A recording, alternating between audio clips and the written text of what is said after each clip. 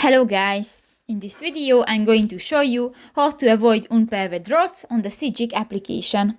But first of all, I just want to mention, please don't forget to subscribe to our channel, because at 100,000 subscribers we are going to show you our YouTube revenue statistics and growth strategy, how to make money online. So let's jump into it.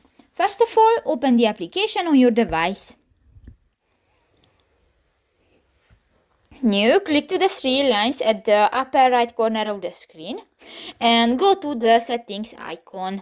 In the general section you can find the first option, the route planning and navigation, and here go to the route options section, and here you can find the last option, the avoid unpaved roads. And so if you want to enable, just click to the next gray circle, and if it will be black, this function will be enabled, so you can avoid unpaved roads with the Sygic map. So that's pretty much it for this video, guys. See you in the next one. Bye bye.